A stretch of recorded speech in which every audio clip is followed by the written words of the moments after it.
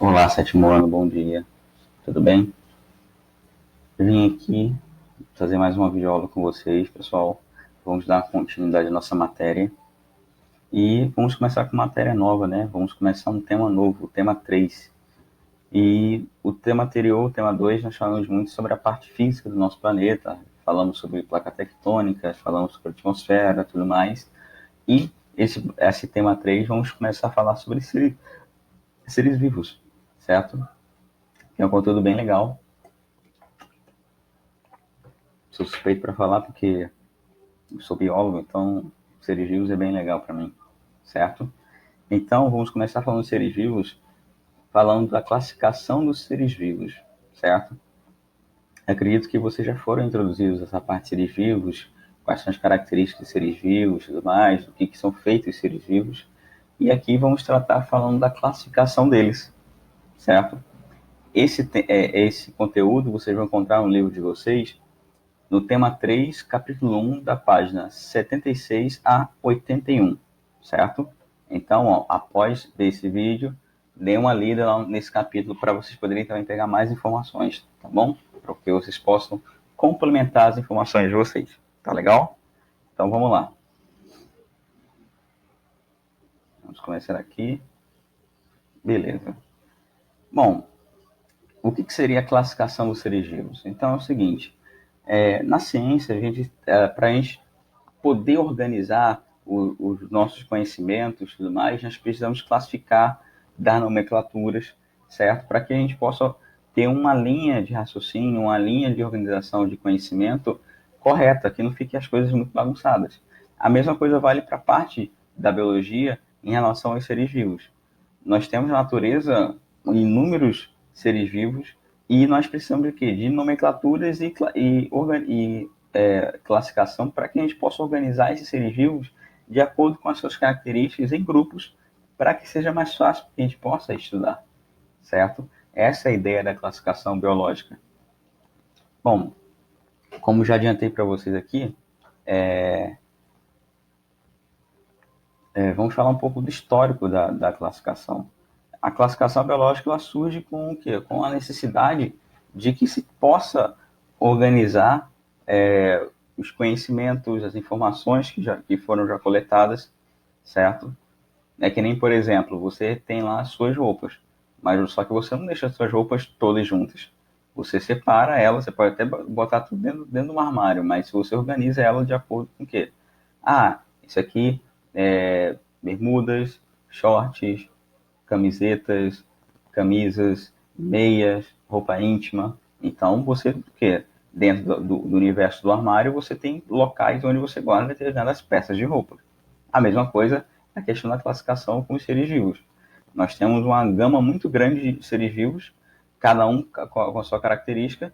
Então, nós pegamos os seres que têm características muito próximas, então colocamos num grupo e vamos organizando para poder facilitar os estudos, certo? Então, a classificação dos seres vivos ela vai ser necessária porque devido à grande diversidade que nós temos no planeta.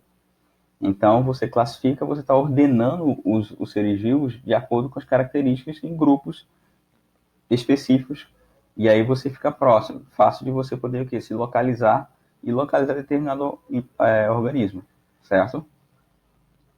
Bom, toda essa história da classificação biológica, o registro mais antigo que nós temos vem lá da Grécia Antiga, do Aristóteles, pessoal. O Aristóteles, ele foi o primeiro, assim, a pensar numa uma espécie de organização para os estudos dos seres vivos. Então, o que ele fez? Ele classificou cerca de 400 animais que, que tinha ali na Grécia e tudo mais, e classificou os animais como o quê? Como sanguíneos e exsangues. Sanguíneos são aqueles mais que com sangue, certo? E aí ele classificou como vertebrados, no caso os vertebrados que têm sangue, entre aspas, porque os animais também têm sangue também, e não são vertebrados, certo?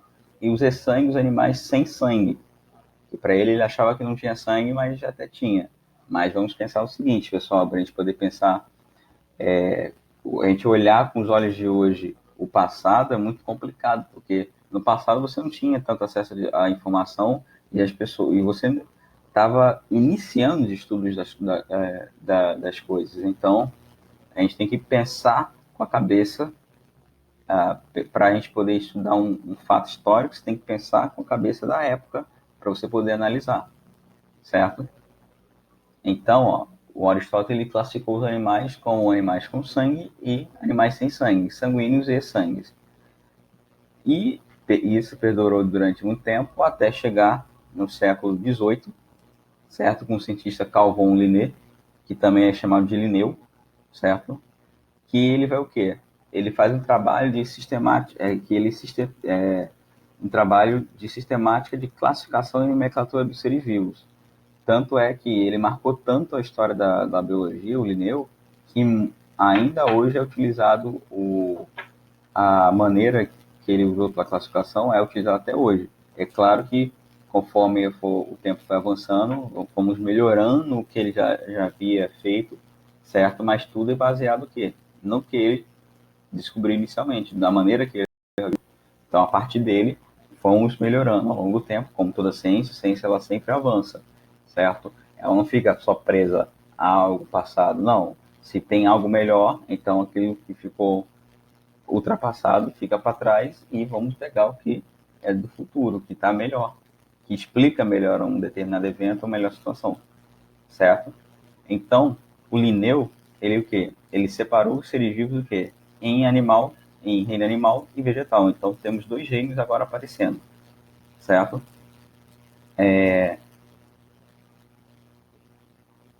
E isso se perdurou durante um tempo até o que aconteceu? Em 1969, um cientista chamado Robert Whittaker, ele o quê? Ele modifica esse sistema de classificação e aí ele passa a organizar os seres vivos agora em 5 reinos, certo? Então, 5 reinos. Ela só tinha 2, agora nós temos 5, certo? E o Linneu, na época, ele se baseou o quê? Na questão do reino animal e vegetal, classificou, tipo, animais são todos aqueles seres que têm capacidade de movimento e tudo mais, e vegetais são aqueles animais que são o quê? Que são estáticos, certo? E aí, vamos lá. E aí, o Whittaker fez os 5 reinos, que até também é utilizado, claro que foi feito melhorias, mas a ideia do Whittaker foi mantida e perdurou, tanto é que nós vamos ver o trabalho que ele fez. E, tempo depois, um pouco em 1988, o Whittaker tem a contribuição de Margulis e, Schwartz, que ordenaram os seres vivos em 2 domínios, que no caso seriam o domínio procarionte e domínio eucarionte, certo? E aí que o domínio ele é uma escala maior do que reino, certo? Então vamos lá, vamos entender isso um pouco melhor. Falei demais. Bom, ordenando os seres vivos. Como é que a gente pode organizar os seres vivos? O sistema de classificação do Linneu ele pressupõe os seguintes conjuntos básicos de organismos. Então, ele pensa no seguinte: utilizando o que o Linneu fez e também pegando um pouco do IT, que nós temos aqui, ó, corrigindo, pegando a classificação do Linneu, nós temos o quê? Reino, filo, classe, ordem, família, gênero, espécie. Então, a espécie é a classificação menor, certo? E reino é a classificação maior. O reino ele abrange muito mais e a espécie é mais específica, pontual, certo? Por exemplo, nós pertencemos ao reino animal, certo? Então estamos aqui, reino animalia. Só que somos de que espécie? Homo sapiens. Então entramos aqui em espécie, certo?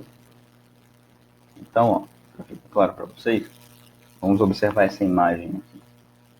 Então, ó, temos o reino, que é uma unidade maior, que abrange todos os animais. Então, nós temos aqui, ó, diversos animais: estrela do mar, anfíoxo, cobra, cavalo, tigre, raposa, lobo, cão, cobaia, coiote, urso, homem, peixe, assídia, minhoca. Toda essa galera aqui pertence ao reino animalia, certo? Abaixo de animalia nós temos o filo. O filo é o quê? É um grupamento que você organiza animais por determinadas características. No caso Filocordata, é o filo onde você vai ter animais que vão ter o quê? Que vão possuir notocorda. Notocorda, pessoal, é uma estrutura que aparece durante o período embrionário, certo? Então, toda essa galera aqui, ó, é filocordata por quê? Porque tem essa mesma característica. São animais diferentes, mas só que tem uma característica em comum. Então, por isso pertence a um filo cordata. Abaixo do cordata, nós temos o subfilo vertebrata. O que é o vertebrata? O vertebrata é o filo dos animais que são vertebrados, que tem coluna vertebral. Então, nós podemos colocar quem? Todos os animais que são diferentes, mas têm em comum o quê? Coluna vertebral, certo? E você vai vendo, conforme a gente vai organizando, você vai diminuindo o tamanho do grupo, certo? E aí, abaixo do subfilo, nós temos o quê? Classe. A classe é o quê? Mamália, que aqui no caso, todos, vamos colocar aqui o quê? Todos que são mamíferos, que se alimentam de leite, em fases mais jovens, certo? Então, que tem pelos e tudo mais. Então, todo mundo que for mamífero daqui vai se encaixar nesse quadro, certo? E aí, abaixo da classe, nós temos a ordem. E aqui, no caso, como a gente está destacando o cão, então o cão ele vai ser o quê? Um carnívoro. Então, vamos botar na ordem dos carnívoros todos os carnívoros. Então, nós temos cães, gatos. Então, aqui nós temos o tigre, a raposa, o lobo, o coiote, o urso. Todos aqui são da ordem carnívora, certo? E abaixo da ordem nós temos a família. E que aqui no caso, família Canidae, certo? E aqui são todos o quê? Que pertencem ao grupo família dos cães, certo? E aí nós temos o quê? A raposa, o lobo, o cão e o coiote. E abaixo da família nós temos o gênero Canis, que é o gênero que já vai indicar para que espécie ele é, certo? Então, Canis, nós temos somente o quê? O lobo, o cão e o coiote. E, por último, nós temos a espécie, Canis familiares.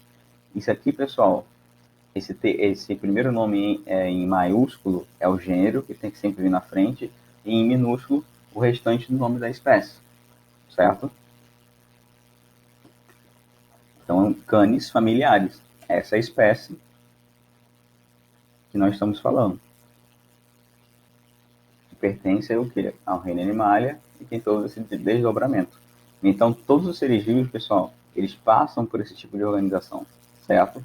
Então, tem uma organização geral, e aí, conforme a gente vai o quê? Ah, eu quero tal espécie. E aí a gente vai descendo, faz um movimento de forma decrescente, de reino, filo, subfilo, classe, ordem, família, até chegar na espécie que a gente quer. Certo? É assim que a gente se organiza na biologia, na questão dos seres vivos. Certo? Então, ó, dica que eu dou para vocês.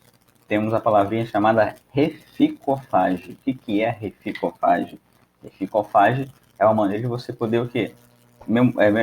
Aprender a ordem dos termos da classificação. Então, re de reino, fi de filo, refis,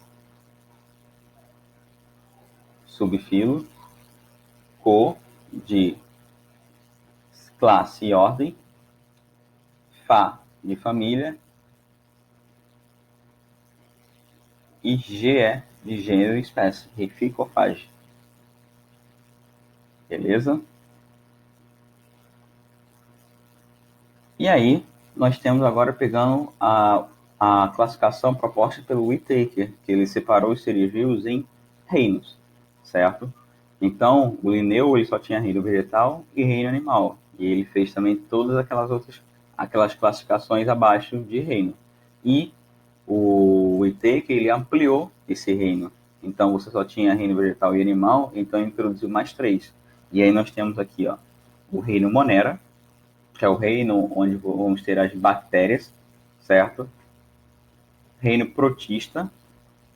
protoctista, ou também vocês podem ver o termo protista, tanto faz, que é o reino dos protozoários, certo? Temos o reino fungi, que é o reino dos fungos, cadê minha setinha? Aqui. Reino plantea, que é o reino vegetal, e o reino animalia, que é o reino animal, certo?